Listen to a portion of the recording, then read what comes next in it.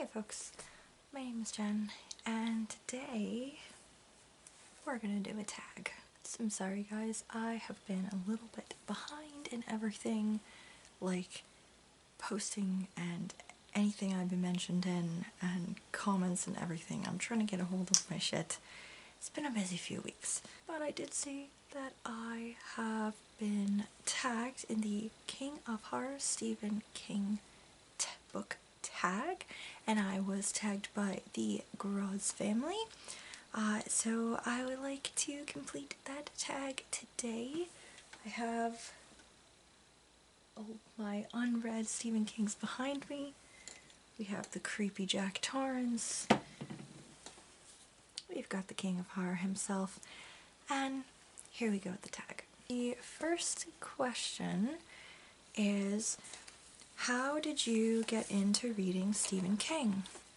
So how I got into him was fairly randomly. So I used to go to the library oftentimes in high school with a couple of my best friends. We would arrange with our folks to pick us up in town later on, so we would walk from school into town to hang out at the library for a couple of hours, and then we tend to end up at the local Chinese restaurant eating appetizers until our folks picked us up.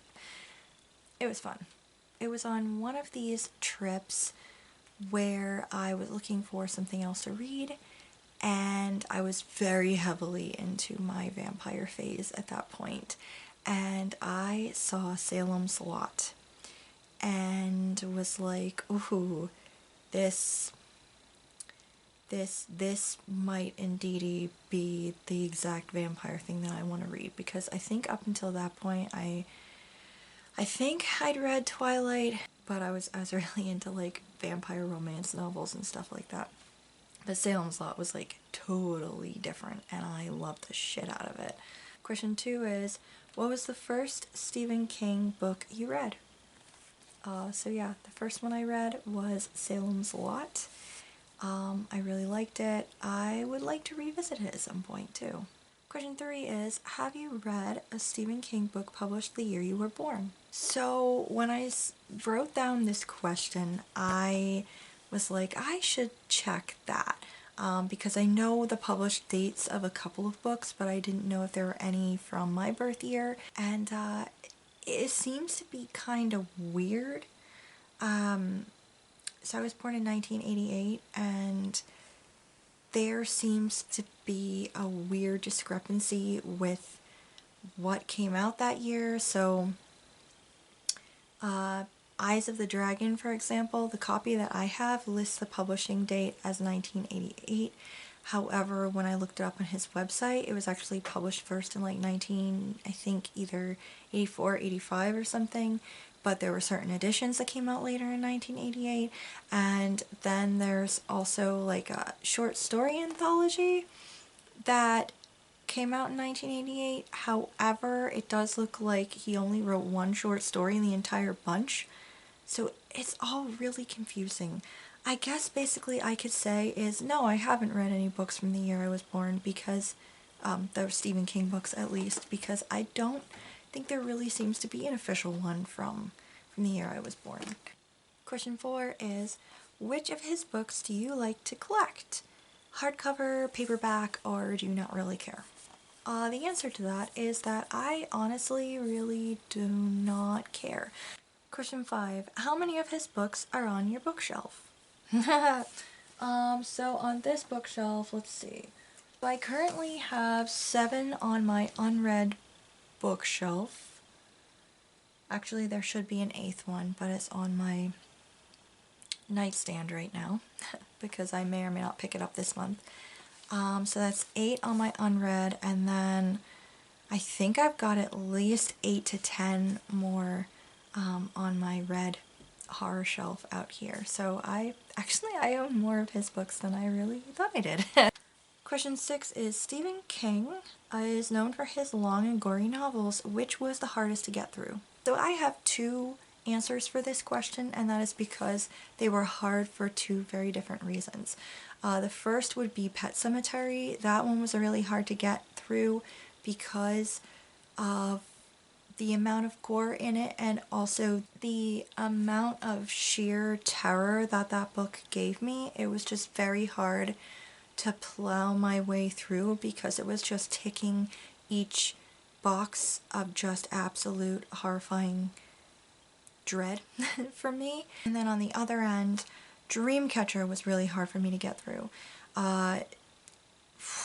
That one lagged. Like, it really lagged for a while there. Like, the beginning, I was like, oh, this is pretty good. The first couple of chapters, I was like, yes, like it.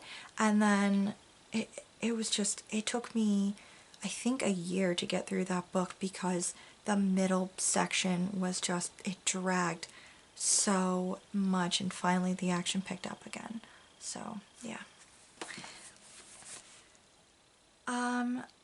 Question 7 is, have you ever DNF'd a King book? And no, I have not. Question 8, have you read his books in publication order? That is a definite no. I have done that willy-nilly. I have no idea what order I've read them in. It's basically what I can get my hands on and what I feel like. Question 9, what Stephen King books would you like to read but haven't yet? Everything that is on my unread shelf right now. Fairy Tale is currently on my nightstand. Holly I really want to read, that just came out, but I would like to really do a reread of the Mr. Mercedes trilogy before I dive into Holly. 11/22/63, super interested in that. I'm also super interested because I think this is one that my dad might actually like, which is very exciting because he is not a horror person, but this is more like, I think, history, time travel-y and stuff, so I'm hoping he'll like that one. I really need to finish reading 4 Past Midnight. I've read one of the novellas from here, but not all of them. I need to get to the others. Firestarter is a classic, The Institute, The Outsider, those I really need to get to, but I think the one that I desperately want to read by the end of the year is probably Eyes of the Dragon. I don't know, ever since I picked Fairy Tale for my, King book for November, I have been in the back of my mind thinking, no, that's not the one you want to read. You want to read Eyes of the Dragon. That's the one you want to read. So, yeah, that one, maybe that one's at the top of my list. Question 10. Name a book he's written that other people liked but you didn't. See, that's hard, I guess, because I've pretty much across the board really liked his books. I guess maybe Dreamcatcher is my least favorite of his books. But that one, from what I've heard from people, there's mixed feelings. Like, a lot of people really enjoy it, but then there's also a lot of people who felt like me that it kind of dragged a bit. So I don't know if that's really a good answer. I suppose maybe Pet Sematary would be up there, because it's not because I didn't like it, it was just, it scared me so much that I have no interest in ever revisiting it, and people love that one, so, yeah, I don't know. Question 11 is, name a book that's underrated. I don't know if I mean, he is so popular that I can't really think of anything that might be underrated. I mean, I guess maybe his short story anthologies, because I know there's a lot of people out there that really hate short stories, so that might possibly be it. I've only read one of his anthologies to completion at this point, and that was Nightmares and Dreamscapes, and I fairly enjoyed that, so. Question 12 is creepy characters. Which King character would you like to have dinner with? So this is gonna sound really funny because I've been saying how much I didn't like Dreamcatcher that much and was really boring, but The Boys, it's been a few years, I can't not remember any of their names, but that group of boys who are all friends from Dreamcatcher, I would love to have dinner with them. They sound like a quirky bunch, and I think it would be pretty cool to sit around and, I don't know, I guess maybe have a barbecue with them or something. Or, you know what? No. Not the boys from Dreamcatcher, although they would be very fun. No, I want to hang out with the Finders Keepers crew from the Mr. Mercedes trilogy. That crew. Those guys. Yes. Question 13. Has Stephen King inspired you to start reading and writing? I mean, I have always loved reading, so I wouldn't say he really inspired any further reading, except maybe reading more of his books. As far as writing goes, though, yes, he did 100% inspire me to write my own horror stories.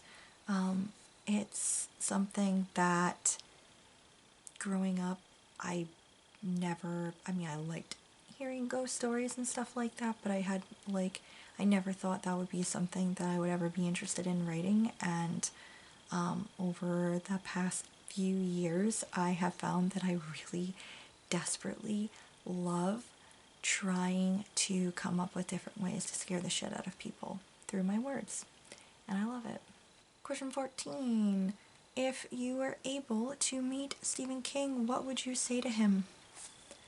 Okay, so I don't know if I'd ever actually be able to say anything to him, because how my social anxiety reacts is either I go silent, or sometimes I feel like I need to throw up. So, yeah, there's also always the possibility that I get completely overwhelmed by meeting him, that I try to express to him how much I love his writing and what his books mean to me, and then I'd probably start crying. So it probably would be a very embarrassing combination of things said to him. Question 15. Have you ever been to Bangor, Maine? So I really had to think about this one, and I actually had to look up Bangor, Maine and the geography, so I could determine it, because my parents used to take me to Maine all the time when I was growing up, and I've been a couple of times as an adult too. I think I can say with confidence that I have never set foot in Bangor, Maine. Question 16. Which do you prefer more, his books or his movies? I haven't really seen that many of his movies, but yeah, I'd have to say his books. They're just, yeah. And question 17 is, name your favorite Stephen King movie. Okay, so The Shining, the Kubrick version, so he wasn't happy with that one. I don't think he was really involved with that one. So I do like it, and that's high up there on one of them that I like, even though I know he doesn't like it, and he wasn't really involved with it that much. I've seen a few of the others. It's hard because I'm not 100% sure which ones are just Stephen King movies because they're based off of his books, and or if they're ones that he actually contributed to, like he directed, he did the screenplay, like that kind of thing. Few of them scared the shit out of me. I guess I will say, I'm not sure if Stand By Me, the movie, if that's one of his that he was directly involved in, but I really love that one. I think it's beautifully done. I think all of the young actors in it are absolutely superb.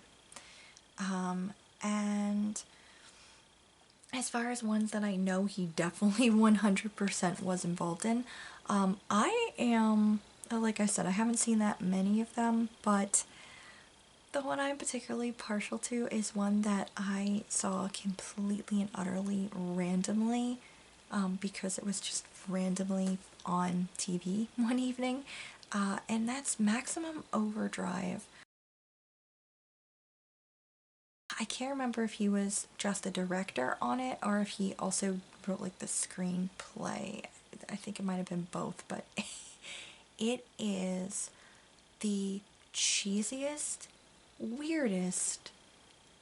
It's just one of those quintessentially odd ass 1980s B movie horror thing. It is so, especially the ending just cracks me up. It's so weird. So 18, the last prompt, is to tag a bunch of people.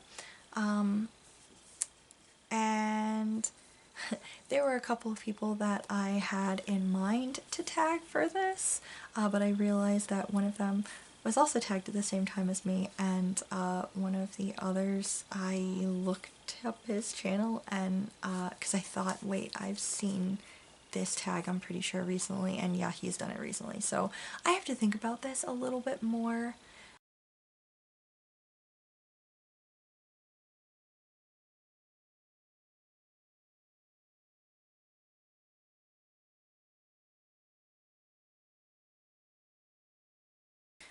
Thank you so much, Girls Family, for tagging me in this tag. It was fun. I love Stephen King. And yeah, anyway, thank you so much for watching, and I will see y'all in the next video. Bye.